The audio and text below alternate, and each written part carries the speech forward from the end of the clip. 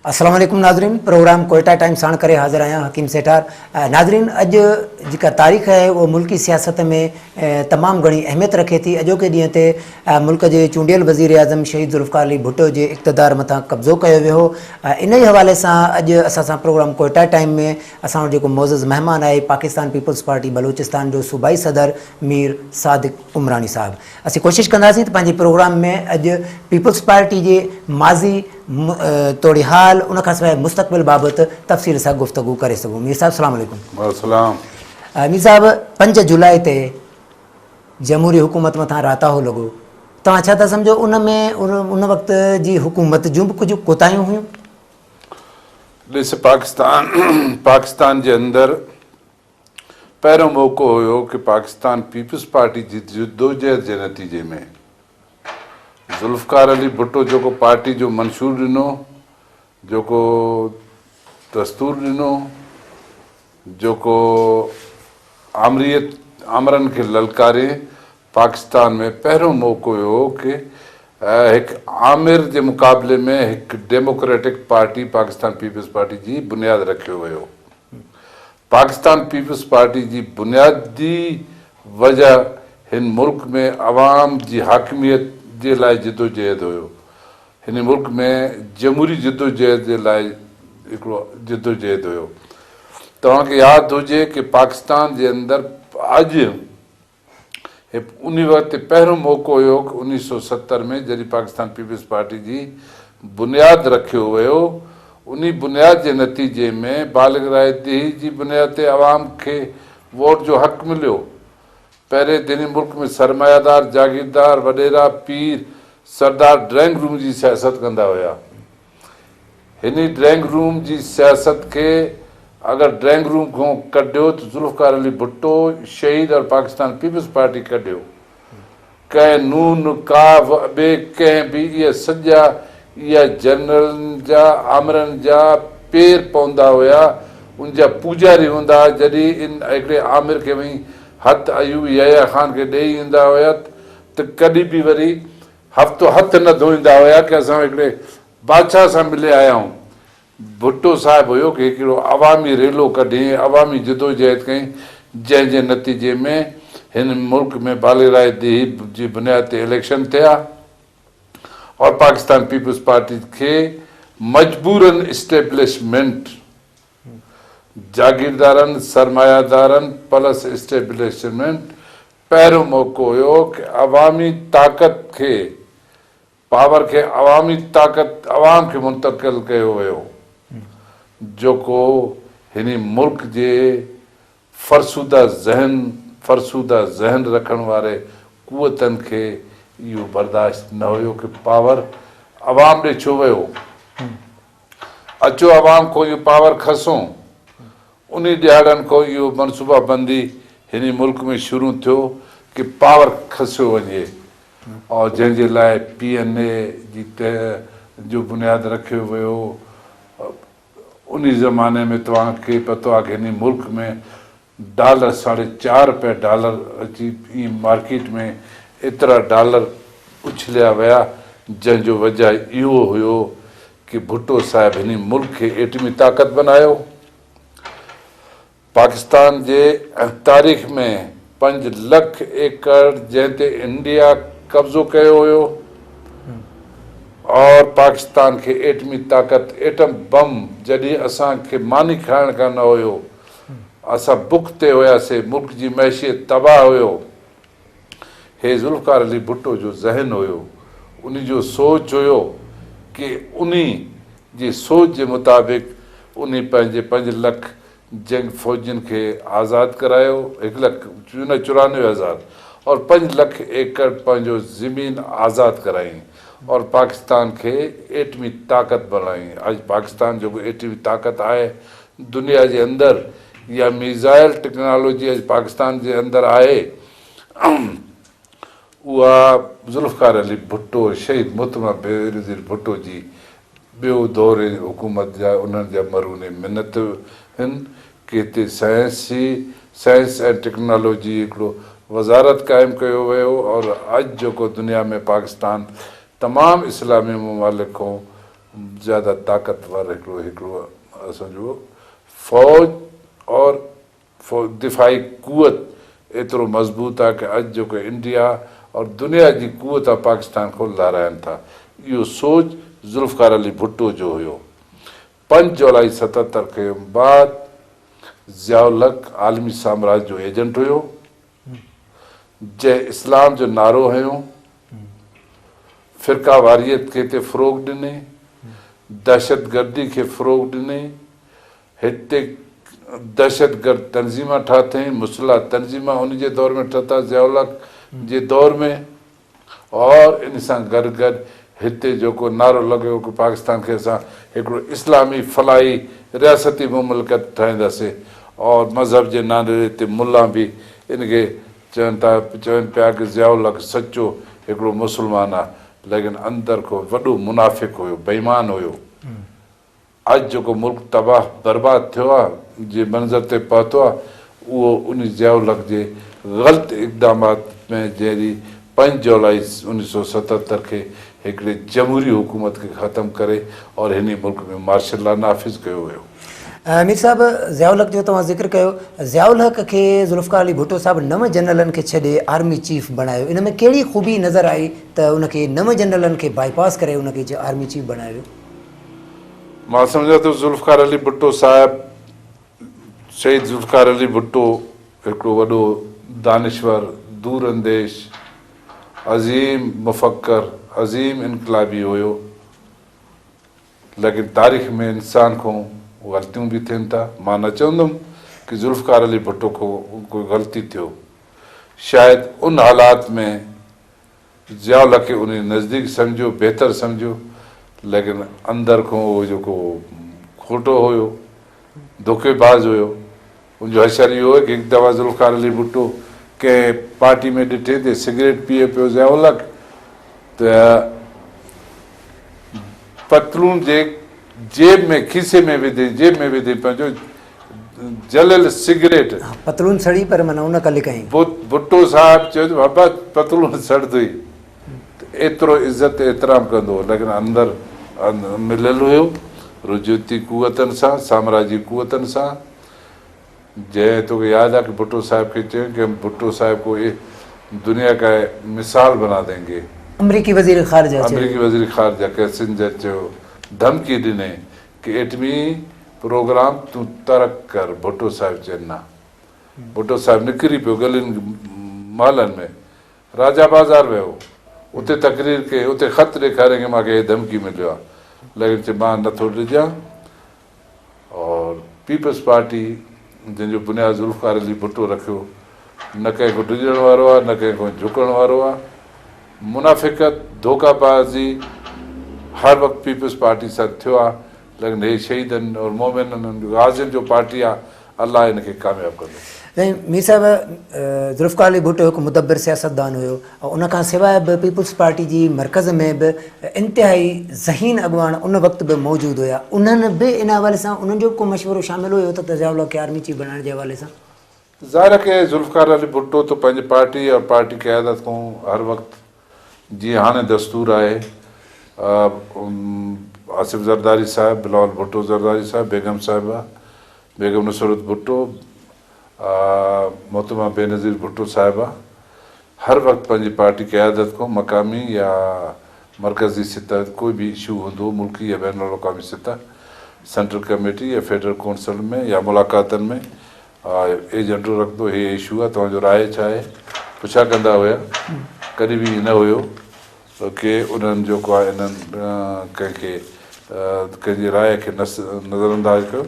ज़ाहिर उन में वक़्तु बि राय शामिलु हूंदो पार्टी जो माण्हुनि में, भुट्टो साहिब जो पंहिंजो बि राय हुयो, लेकिन ग़ैब जो इल्मु त अलाह खे आहे न, कि इंसान अंदर खां केतिरो सचो केतिरो बेईमान आहे।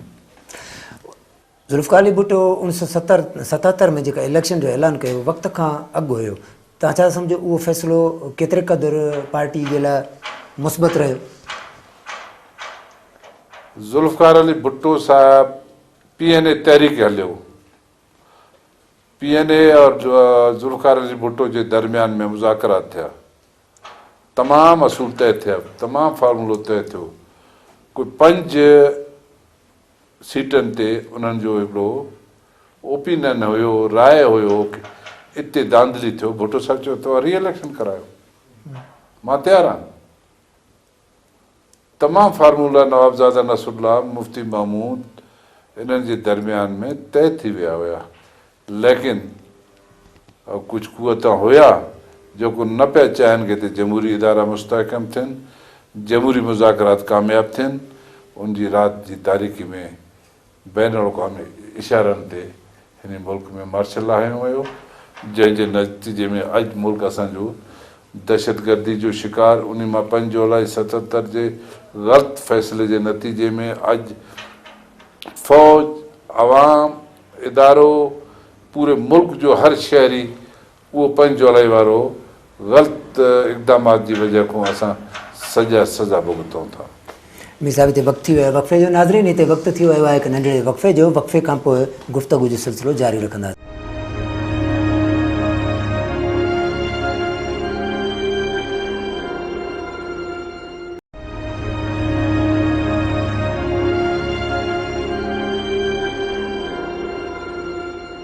नाज़रीन, प्रोग्राम कोटा टाइम में भलीकार।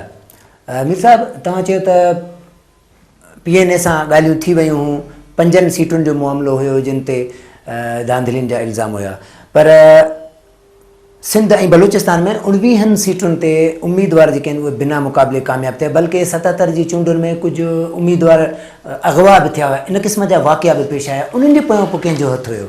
इहो मीडिया ट्रायल आहे, प्रोपगंडा आहे। अच्छा, अन पोइ ज़रूरु आया, यानी पीपल्स पार्टी एतिरो आवाम में मक़बूल हुयो। भुट्टो साहिब जी कारकरदगी, भुट्टो साहिब जो इनकलाबी शख़्सियत एतिरो हुयो कि भई ठीकु आहे, मुंहिंजे मुक़ाबले में 2 माण्हू बीठा आहिनि, मां नेगोसिएशन करां थो। उन नेगोसिएशन जे नतीजे में 2 विदड्रा थियनि था। इन में इहो धांधली त न आहे न। और मां त चवंदो 5 खां ज़्यादा कोई सीट ज़्यादा न हुया। बहरहाल तूं चए थो 19 वॾो आहे, ईअं न आहे। 5-7 जे दरमियान हुया सीट। मौलाना कौसर नियाज़ी पंहिंजी किताब ऑरलैंड कटगई में लिखे थो त सिंध ऐं बलूचिस्तान में 19 सीटुनि ते उम्मीदवार बिना मुक़ाबले कामयाबु थिया, मतिलबु पीपल्स पार्टी। ठीकु आहे, मां त चयो 19 मुक़ाबला में कामयाबु थिया, आवाम जो इतमाद हुयो। अगरि आवाम कंहिं हल्के में कंहिं शख़्सियत जो पीपल्स पार्टी जे उम्मीदवार जो मुक़ाबलो नथो करे, छा इहो धांधली आहे? छा कोई धांधली न आहे। जीअं लाड़काणे में हिकु अब्बासी हुयो जेको अगवा कयो वियो हो, इन जे हवाले सां उहो वाक़ई अगवा कयो वियो या को ड्रामो ई हुयो? इहो अब्बासी जमायत इस्लामी जो अॼु तक लाणे को काउंसलरी खटी, स्कैंडल आहिनि। जीअं हाणे मीडिया स्कैंडल, प्रोपगंडा आहे, सिर्फ़ु पीपल्स पार्टी टारगेट आहे। मुल्क में हिकु शख़्सियत पार्टी जो क़यादत टारगेट आहे। ठीकु आहे, मां सम्झां थो। उहो चवंदा आहिनि सिंधी में पत्थर बि उन वण में माण्हू हणंदो आहे जंहिं वण में कोई फल हूंदो आहे, झुकल हूंदो आहे, फल हूंदो आहे। ॿेर जे बबुर में त तूं पत्थर त न हणंदा आहिनि। सही। पीपल्स पार्टी फल आहे, पीपल्स पार्टी हिकिड़ो वण आहे, सायो आहे, जंहिं ते हर माण्हू तनक़ीद करे थो, पत्थर उछले थो। पीपल्स पार्टी मुस्लिम लीग वांगुरु ॿेर न आहे, बबुर न आहे। और मां सम्झां थो कि पीपल्स पार्टी शुरू खां बाबा डेमोक्रेसी कंहिं आंदो हुई पाकिस्तान में? ज़ुल्फ़िकार अली भुट्टो आंदो, या जनरल अयूब, या जनरल याया, या जनरल ज़ियाउल हक़ आंदो? ज़ाहिर आहे ज़ुल्फ़िकार अली भुट्टो आंदो। भुट्टो आंदो। जंहिं शख़्स हिकिड़ो डेमोक्रेसी और हिकु घर जो बुनियाद रखे थो, छा उन बुनियाद खे ख़राब कंदो? असांखे फ़ख्रु आहे ज़ुल्फ़िकार अली भुट्टो ते कि ज़ुल्फ़िकार अली भुट्टो इन क़ौम खे जमहूरियत ॾिनो। अॼु हिकिड़ो लोहार बि वज़ीर आज़म आहे, सही, लोहो विकिणण वारो। सही। जनरलनि जो पैदावार मियां नवाज़ शरीफ़ हिकिड़ो लोहार हुयो, आम लाहो। हिकिड़ो काउंसलरी जो बि सीट खणण जहिड़ो न हुयो। इन्हनि खे इदारनि खयो आंदो, इहो जमहूरियत आहे। अच्छा साईं, चयो वञे थो त जॾहिं ज़ुल्फ़िकार अली भुट्टो इस्लामी सरबराही कॉन्फ्रेंस छॾाई, 90,000 कैदी छॾाया, उन खां अलावा कादियानियुनि खे काफ़र करार ॾिनो, इहो हिकिड़ो बहितरीनु मौक़ो हुयो इलेक्शन कराइण जो, पर उन दौरान ज़ुल्फ़िकार अली भुट्टो इलेक्शन जो ऐलान कोन कयो। ॻाल्हि इहो आहे कि जॾहिं इस्लामी सरबराह कॉन्फ्रेंस थियो, इस्लामी सरबराह कॉन्फ्रेंस कॾहिं थियो? 1971 में थियो। हा हा, पर ये वॾा क्रेडिट हुया। सही है ना? हा बिल्कुलु। जॾहिं पाण चवां थो कि इहो फ़ख़ुरु आहे, हिकिड़ो क्रेडिट आहे पीपल्स पार्टी ज़ुल्फ़िकार अली भुट्टो और उनजे मुतवालनि खे, उनजे जियाले कारकुननि खे, भुट्टो जे वफ़ादार कारकुननि खे असांखे फ़ख़ुरु आहे कि जॾहिं हिकिड़ो मुल्क जी मैशियत तबाह हुयो, तबाह हाल मैशियत जे नतीजे में उन इस्लामी सरबराह कॉन्फ्रेंस मुनक़द कराई। दुनिया जा तमाम इस्लामी सरबराह कॉन्फ्रेंस जा सरबराह लाहौर में अची इकट्ठे थिया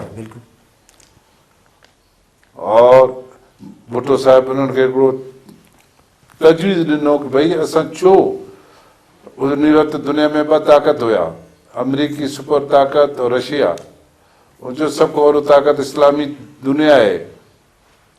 अचो असां मजबूर करूं रशिया खे बि और अमरीका खे कि असां टियों ताक़त आहियूं इस्लामी सरबराह कॉन्फ्रेंस जे नतीजे में।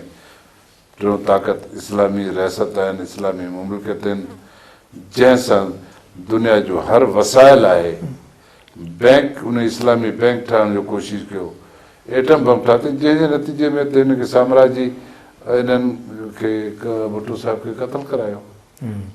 मीर साहिब, चयो वञे थो त 7 मार्च जो जेको इलेक्शन जो ऐलान कयो ज़ुल्फ़िकार अली भुट्टो, उहो कंहिं नजूमी जे चवण ते या नजूमी जी राय सां कयो, वाकई हिन में सचाई आहे? नजूमियुनि में यकीन रखंदड़ हुयो? भुट्टो साहिब सूफ़ियस्ट हुयो, सूफ़ीइज़म, दरबारनि पीरनि फ़क़ीरनि जो पुजारी हुयो, अल्लाह ते और अल्लाह जे पैगम्बरनि ते उन्हनि जो यकीन हुयो। लेकिन अहिड़ा कम जेके नजमी जे चवण ते न थींदा आहिनि। नजमी चयो त इलेक्शन कराए, जूना रोड ते तोतो बि चवे कि भई तूं लिफ़ाफ़ो खण, तूं हे, ईअं न आहे।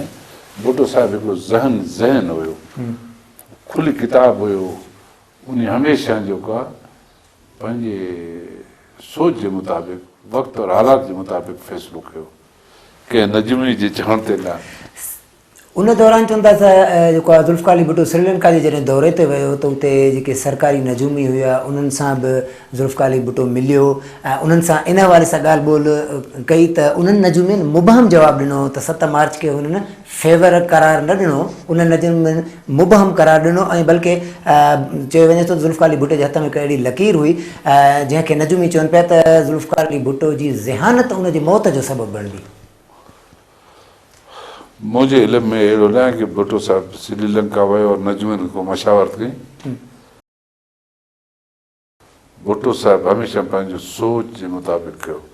भुट्टो साहिब खे पतो हुयो, भुट्टो साहिब चयो हुयो कि हे मुंहिंजा खून जा पुजारी आहिनि, मूंखे मारींदा, लेकिन मां पंहिंजे वतन जो सौदो न कंदुमि, मां विढ़ंदुमि, 100 साल तक विढ़ंदुमि, जंग कंदुमि आज़ादी जे लाइ, इंसाफ़ जे लाइ, आवाम जे हक़ूक़ जे लाइ। मीर साहिब, वक़्फ़े जो नाज़रीन हिते वक़्तु थी वियो आहे वक़्फ़े खां पोइ मीर साहिब सां गुफ़्तगू जो सिलसिलो जारी रहंदो।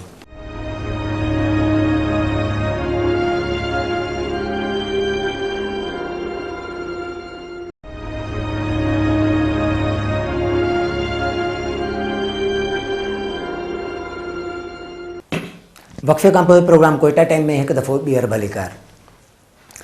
मीर साहिब, ज़िया जॾहिं इक़्तिदार ते कब्ज़ो कयो, 11 सालनि ताईं मुल्क में हिकु तवील जदोजहद जेका आहे उहा पीपल्स पार्टी तरह कारकुननि जी हिकिड़ी शुरू थी वई, लंबी हिकिड़ी तारीख़ आहे। 11 सालनि जी हिन तहरीक में केतिरा पीपी जा कारकुन या अॻुवाणनि जिन फटका खाधा या जेकी शहीद थी विया, अहिड़ी का पार्टी वटि का लिस्ट हिन जी त केतिरा?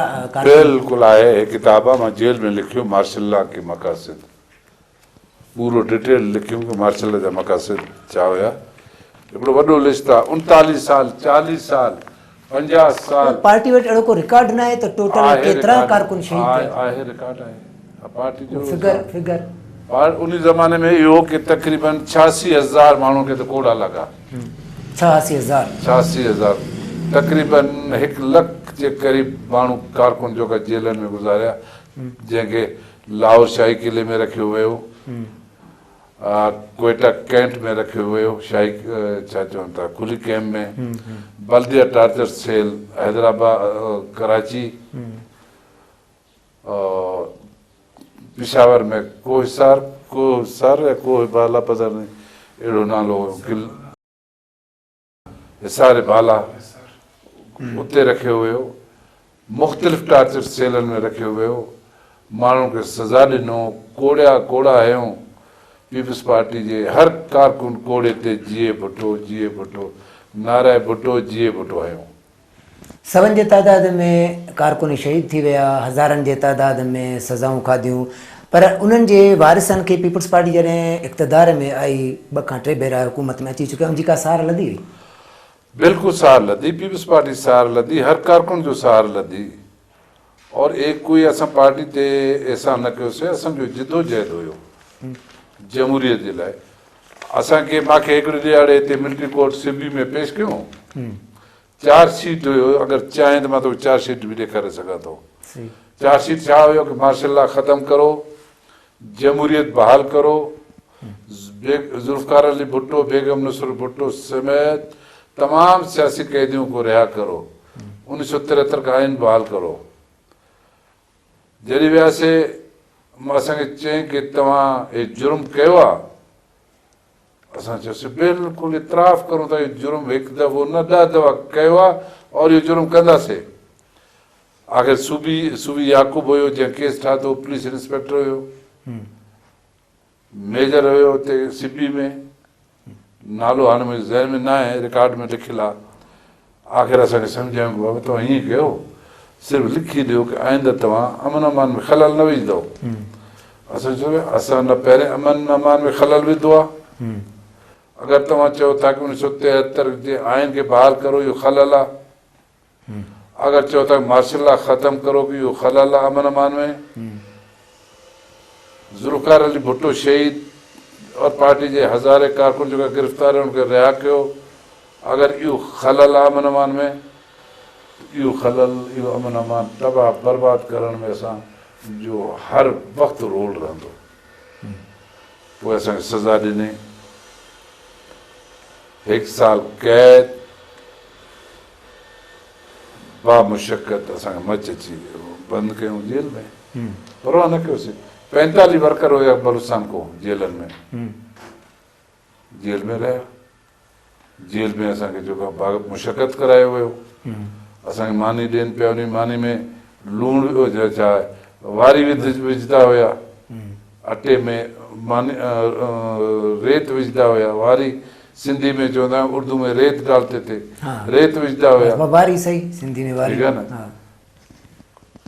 न भाॼी आणे ॾींदा दाल त उन में मुंहिंजो ख़्यालु आहे सिर्फ़ु पाणी 3 चणा दाणा हूंदा हुया सख़्तु जेल हूंदो ज़ियाउल जो असां परवाह न कयोसीं टार्चर सेलनि में पायरनि में जोलान हथ में हथकड़ी असां परवाह न कयोसीं इहो सचो मोहबत हो पार्टी सां पीपल्स पार्टी जी तारीख़ रही आहे उन जमहूरियत और में पीपल्स तमामु पार्टी इहो तारीख़ हमेशह दोहराईंदो हाणे बि पीपल्स पार्टी जी हिकिड़ी तारीख़ आहे जिदोजहद आहे मीर साहब जुल्फ़कार अली भुट्टो जमहूरियत जो अलमबरदार आहे पर ॿिए तरफ़ वरी बलूचिस्तान में पहिरीं जेका सूबाई हुकूमत ठहे थी उनखे 9 महीननि खां पोइ वधीक हलणु न ॾिनो वियो उनजा छा सबब हुया जमहूरी हुकूमत बलूचिस्तान में जेको सूरत हाल थी वियो मां सम्झां थो इहो बि बैन अल-अक़वामी साज़िश हुयो बलोच और जुल्फ़कार अली भुट्टो खे विड़ायो वियो और इन में गौस बख्श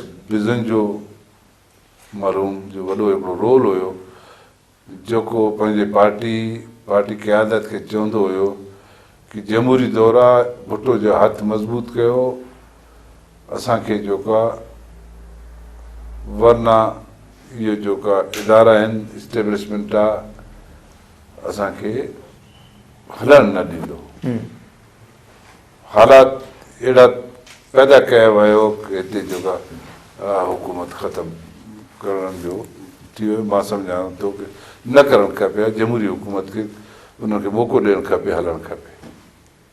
ग़लती आहे, ऐं उन सां गॾोगॾु बलूचिस्तान में जेको ऑपरेशन थियो उनखे तव्हां कीअं था ॾिसो? ग़लती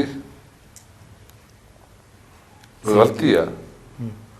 उन दौर उन हालातनि में त मुफ़ीद हुयो, लेकिन अॼु जो के जो हालात आहिनि, मां सम्झां थो कि कोई भी इदारो, कोई भी शख़्स मुसल्ला स्ट्रगल जेको आहे उन में असांजो इहो आहे कि उनखे गुफ़्तशुनी जे ज़रिए हल कयो वञे, ताक़त जे ज़रिए न।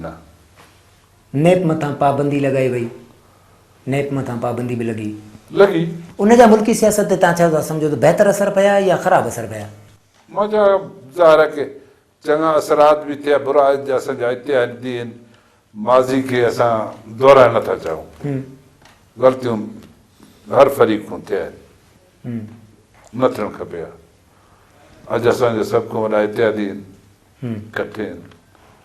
अगरि उन ज़माने में इहो फ़ैसिलो करे न, ईअं इतिहादी रहे न, अॼु इन पाकिस्तान जो नक्शो ख़ैबर पख्तूनख्वा जंहिंजो नालो आसिफ ज़रदारी साहिब ॾिनो, वेही मसाइल हल थियनि। बहरहाल जंग और जदल में ज़ुल्फ़िकार अली भुट्टो बलूचिस्तान में ऑपरेशन चाहे न पियो, उनखां करायो वियो, शो उनखे करायो वियो, ऑपरेशन जिन खे करिणो उन्हनि कयो, या नैब अॻुवाणनि सां जेके इन चीज़ ते न वेंदो। माज़ी जो कुझु थियो ग़लतियां ॿिन्हिनि फ़रीक़नि खां थिया, अगरि ग़लतियूं न थियनि हा त इहो सूरत हाल पैदा न थिया। पीपल्स पार्टी उनजो तदारुक में जेका सदर अॻूणे सदर आसिफ अली ज़रदारी साहिब माफ़ी वरिती जेका, उहा इन्हनि मामलनि ते? आसिफ ज़रदारी जो जहां तक माफ़ी जो ताल्लुक़ आहे, आसिफ ज़रदारी बासती president of Pakistan, establishment Pakistan, bureaucracy इदारनि जे तरफ़ों माफ़ी वरितो कि इहो ग़लति हुयो ऑपरेशन बलूचिस्तान में। बस हिते को चेयरमैन पाकिस्तान पीपल्स पार्टी ने को माफ़ी न वरितो। मीर साहिब, ताज़ो पीपल्स पार्टी जे को चेयरमैन आसिफ अली ज़रदारी पारां हिकिड़ो बयानु आयो, उनखां पोइ वावेला मची वई त फ़ौज ख़िलाफ़ु बयानु आहे, इदारनि ख़िलाफ़ु बयानु आहे। पीपल्स पार्टी जेको मां पहिरें बि चयो आहे, असां बहसियत ते इदारो फ़ौज जे ख़िलाफ़ु न आहियूं।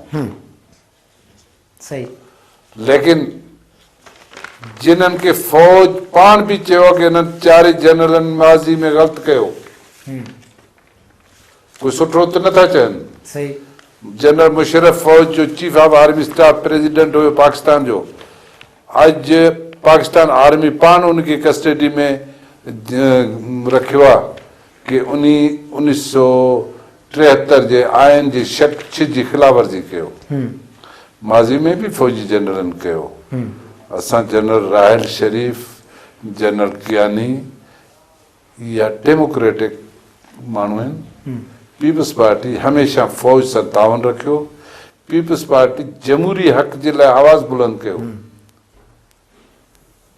इहो इनफरादी 4 जनरलनि जो फ़ैसिलो हुयो, पूरी फ़ौज जो फ़ैसिलो न हुयो। सही, छोकी असांजी रियासत असांजे मुल्क में मुदाख़लत करे, उनजे ख़िलाफ़ बिल्कुलु पाकिस्तान जे फ़ौज सां कठे असांजो ऐलान जंग आहे। लेकिन पीपल्स पार्टी हिकु जमहूरी पार्टी आहे। पीपल्स पार्टी पाकिस्तान जे इदारनि खे मुस्तहकम रखियो आहे। पीपल्स पार्टी आसिफ साहिब, पार्टी जा कारकुन, असां फ़ौज जे ख़िलाफ़ु न आहियूं। मीर साहिब, पीपल्स पार्टी खे हाणे सिंध ताईं महदूद थी वई आहे या कयो वियो आहे? बाबा, तव्हांखे हिकिड़ो लैंड कोई जेको आहे टेलीफोन करे हिकिड़ो ॿुधाईंदो आहे काथों कि पीपल्स पार्टी महदूद थी वियो आहे। 1990 में भी माण्हू चवंदा कि पीपल्स पार्टी 17 सीटां पूरे पाकिस्तान में नेशनल असेंबली में खई हुयो न? बिल्कुलु हुयो। पोइ 93 में केतिरो अक्सरियत में आयो? पीपल्स पार्टी खे छॾनि न आज़ादाना तौर ते, इंतखाबी नताइज तब्दील न थियनि। अॼोके अख़बार तुम पढ़ियो छा रिमार्क्स का इलेक्शन कमीशन जो कि बलूचिस्तान जे अंदरि इलेक्शन न थियो आहे, बलूचिस्तान में सिलेक्शन थियो आहे। मां चवां थो बलूचिस्तान जे अंदरि इलेक्शन न आहे, नामज़दगी सिलेक्शन थिया। सिलेक्शन करण वारनि जे चेहरनि खे बि सुञाणो, जंहिंखे आंदो वियो आहे उहो बि तव्हांजे अॻितो आहिनि, जेको पंहिंजे ज़मीर खे विकिणनि था, वोट विकिणनि था। मीर साहब तव्हांजी वॾी महिरबानी, तव्हां प्रोग्राम असांजी कोयटा टाइम में शिरकत कई। महिरबानी। नाज़रीन ने हिते प्रोग्राम कोयटा टाइम पंहिंजी पुॼाणी ते पहुतो। ईंदड़ प्रोग्राम ते ॾींदा इजाज़त। अल्लाह वाहिद।